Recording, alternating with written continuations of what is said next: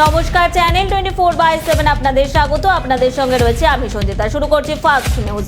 ইউক্রেনের রাজধানী কিয়েভের কাছে দায়িত্ব পালনের সময় মার্কিন সংবাদ মাধ্যম নিউ ইয়র্ক টাইমসে এক সাংবাদিক নিহত হয়েছেন। ওই অঞ্চলের পুলিশ প্রধান বিষয়টি নিশ্চিত করেছেন। যুক্তরাজ্যের সংবাদ মাধ্যম বিবিসির খবরে বলা হয়েছে, পুরস্কার জয়ী ওই সাংবাদিকের নাম ব্রেন্ট রেনার্ড। ইরপিন শহরের কাছে একটি গাড়ি লক্ষ্য করে রুশ বাহিনী গুলিবর্ষণ করলে তাতে বিদ্ধ হন তিনি। তার সঙ্গে থাকা আরেক সাংবাদিক আহত হয়েছেন।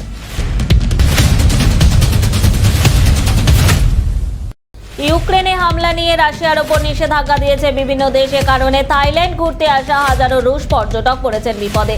তারা দেশে ফিরতে পারছেন না। রোববার থাইল্যান্ডের কর্তৃপক্ষ বলেছেন, আন্তর্জাতিক নিষেধাজ্ঞার কারণে রুশ পর্যটকেরা থাইল্যান্ডে আটকে রয়েছেন। খবর এএফপির। গত মাসে ইউক্রেনে হামলার প্রেক্ষাপটে রাশিয়ার বিভিন্ন ব্যবসা প্রতিষ্ঠান এবং ব্যাংকের ওপর আন্তর্জাতিক নিষেধাজ্ঞা কার্যকর হয়েছে। রাশিয়ার বেশ কিছু সংস্থা তাদের ফ্লাইট বাতিল করেছে। আন্তর্জাতিক অর্থ লেনদেনকারী প্রতিষ্ঠানগুলো রাশিয়ার অর্থ লেনদেন করছে না।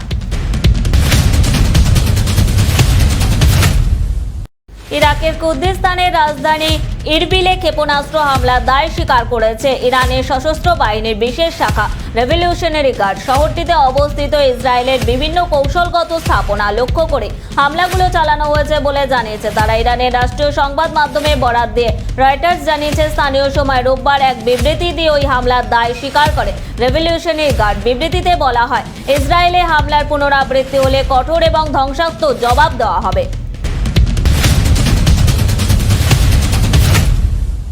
ভারতের 5 রাজ্যের বিধানসভা নির্বাচনে ভরাডুবির পর বৈঠকে বসল কংগ্রেসের কার্যনির্বাহী কমিটি। বৈঠকে গান্ধী পরিবারের সদস্যরা ব্যর্থতার দায় নিয়ে পদ ছাড়তে পারেন বলে গুঞ্জনও উঠেছিল। তবে সে গুঞ্জন পাত্তা পেল না। কংগ্রেসের সভাপতি হিসেবে সোনিয়া গান্ধী দায়িত্ব চালিয়ে যাবেন। গুরুত্বপূর্ণ রাজ্য উত্তরপ্রদেশ সহ 5 রাজ্যের বিধানসভা নির্বাচনে কংগ্রেসের ভরাডুবির পর দলের নেতৃত্ব পরিবর্তনের জোরালো দাবি ওঠে। ধারণা করা হচ্ছিল গান্ধী পরিবারের কেউ হয়তো দায়িত্বে আর থাকবে না, কিন্তু তেমনটা ঘটল না।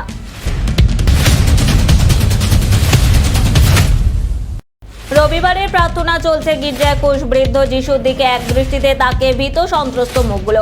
তাদের প্রার্থনা ভেদ করে মাঝে মাঝে ভেসে আসছে সাইরেন। ঘটনাস্থল ইউক্রেনের লিভিভে গ্রিক ক্যাথলিক গির্জা। দেশের একেবারে পশ্চিমে পোল্যান্ড সীমান্ত ঘেঁষা এই শহর। 18 দিন হলো রাশিয়া ইউক্রেন যুদ্ধ শুরু হয়েছে। এতদিনে লিভিভ প্রায় শান্তই ছিল, বরং এই শহর হয়ে উঠেছিল দেশ ছেড়ে পালানোর অন্যতম নিরাপদ করিডর। কিন্তু রুশ সেনা এবারে পৌঁছে গিয়েছে এখানেও।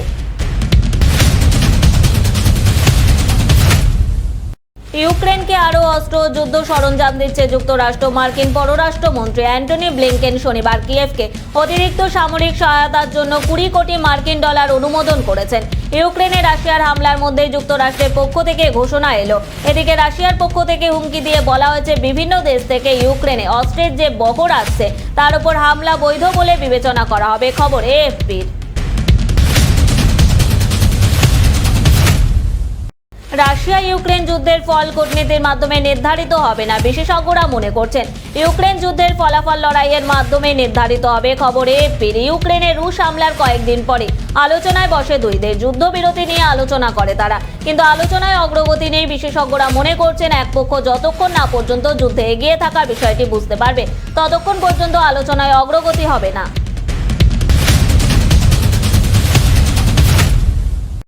ভারতের পাঞ্জাবে এবারে বিধানসভা নির্বাচনে বড় জয় পেয়েছে আম আদমি পার্টি। এর জের ধরে রোববার বিকেলে কলকাতার রাজপথে আনন্দ মিছিল করেছে দলটির কর্মী সমর্থকেরা। এর মধ্য দিয়ে আপ জানান দেওয়ার চেষ্টা করেছে, আগামীতে দলটির লক্ষ্য পশ্চিমবঙ্গের রাজনীতিতে খুঁটি মজবুত করা। দলীয় প্রতীক ঝাড়ু নিয়ে কলকাতার রাজপথে মিছিল করে আপের কর্মী সমর্থকেরা। মিছিলটি শুরু হয় গিরিশ পার্ক থেকে, শেষ হয় ধর্মতলায় গিয়ে। মিছিলে প্রচুর মানুষের সমাগম হয়। এই সময় তারা পশ্চিমবঙ্গে স্বচ্ছ রাজনীতি এবং উন্নত জীবনের প্রতিশ্রুতি দিয়ে স্লোগান দেন। পোল্যান্ড সীমান্তের কাছে ইউক্রেনের একটি সামরিক ঘাঁটিতে রাশিয়া ক্ষেপণাস্ত্র হামলা করেছে। এই ঘাঁটিতে মার্কিন নেতৃত্বাধীন ন্যাটো সেনা কর্মকর্তারা ইউক্রেনের সেনাদের প্রশিক্ষণ দিয়ে আসছিলেন। হামলায় 35 জন নিহত এবং শতাধিক ব্যক্তি আহত হওয়ার তথ্য দিয়েছে ইউক্রেন। অন্যদিকে রাশিয়া বলেছে 180 জন বিদেশি ভাড়াটে যোদ্ধা নিহত হয়েছে।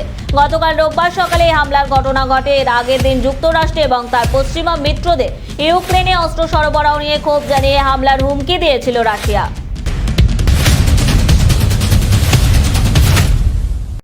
ইউক্রেনে আরও এক মেয়রকে ধরে নিয়ে গেছে রাশিয়ার সেনাবাহিনী। তারা দেশটির দক্ষিণাঞ্চলীয় শহর দিনিপ্রোরুদনের মেয়র ইয়েভেন মাদভিয়েভকে আটক করেছে বলে জানিয়েছেন ইউক্রেনের পররাষ্ট্রমন্ত্রী দিমিত্র কুলেবা। খবর বিবিসির। ইউক্রেনের পররাষ্ট্রমন্ত্রী টুইটে দাবি করে দিনিপ্রোরুদনের মেয়র রুশ সেনাদের হাতে অপহৃত হয়েছেন। এর আগে ইউক্রেনের দক্ষিণাঞ্চলীয় আরেক শহর মেলিতোপোলের মেয়র ইভান ফেদরোভকে আটকের পর তার জায়গায় নতুন মেয়র নিয়োগ দিয়েছে রুশ বাহিনী।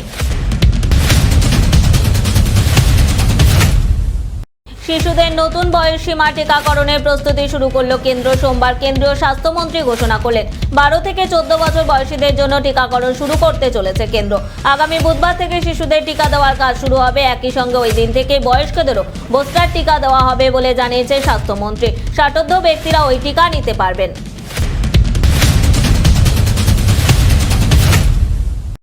এবারে নিলামে 7 কোটি টাকার ফ্যাব ডুপ্লেসিকে কিনেছে রয়্যাল চ্যালেঞ্জার্স বেঙ্গালুরু। প্রতিযোগিতা শুরু হওয়ার আগে বিরাট কোহলির জায়গায় তাকে দলের নতুন অধিনায়ক ঘোষণা করা হয়েছে।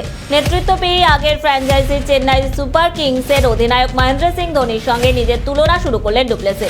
বললেন তার নেতৃত্বের ধরন অনেকটাই ধোনির মতন। 2012 সাল থেকে সিএসকের হয়ে খেলছেন ডুপ্লেসি। মাঝে রাইজিং পুনে সুপার জায়ান্টস দলে ধোনির অধীনে খেলেছেন তিনি, তাই তার উপর ধোনির প্রভাব বেশি বলেই মনে করেন তিনি। তিনি কি সম্পূর্ণ চোটমুক্ত? এই প্রশ্ন ঘিরেই দীর্ঘদিনের ধোঁয়াশা হার্দিক পান্ডেকে নিয়ে অন্ধকারে জাতীয় নির্বাচকরা। যদিও আইপিএল নিলাম পর্ব মেটার পর থেকে তার ফ্র্যাঞ্চাইজি গুজরাট টাইটান্স দাবি করেছে তিনি সম্পূর্ণ সুস্থ। শুরু করেছেন বোলিং অনুশীলনও। এবার মুখ খুললেন গুজরাটের অধিনায়ক নিজেই। হার্দিকের দাবি আইপিএল এর অন্যতম বিস্ময় হতে চলেছে তার বোলিং। জানিয়েছেন চোটমুক্ত হওয়ার পর নাকি সম্পূর্ণ নতুন চেহারায় দেখা যাবে বোলার হার্দিককে।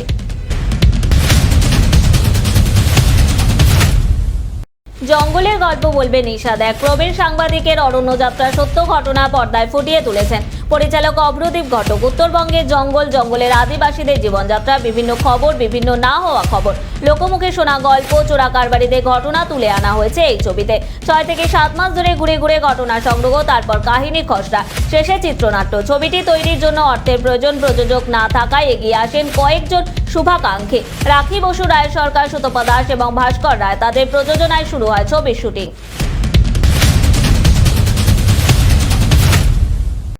মুম্বাইয়ের বান্দ্রায় তৈরি হচ্ছে নতুন বাড়ি। বিয়ের পর সেখানেই থাকবেন আলিয়া ভাট এবং রণবীর কাপুর।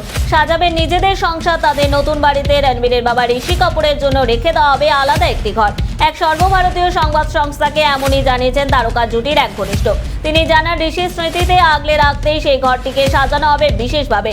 সেখানে থাকবে একটি বইয়ের তাক, প্রয়াত অভিনেতা প্রিয় চেয়ার এবং তার স্মৃতি বিজড়িত আরও অন্যান্য জিনিস। নতুন বাড়ি সাজাতে তাদের সাহায্য করছেন রণবীরের মা নিতু সিং।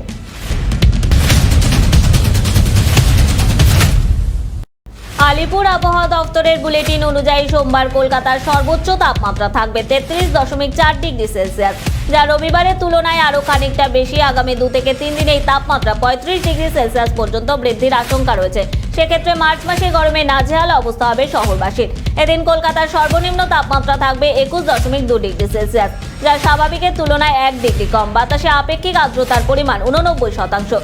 সকালের দিকে সামান্য আরামদায়ক আবহাওয়া থাকলেও বেলা বাড়ার সঙ্গে সঙ্গে গলদঘর্ম অবস্থা হচ্ছে। এখনকার মতো ফাস্ট নিউজ এই পর্যন্ত। দেখতে থাকুন চ্যানেল 24/7। টিআরপি নয়, খবরের সত্যতাই আমাদের লক্ষ্য।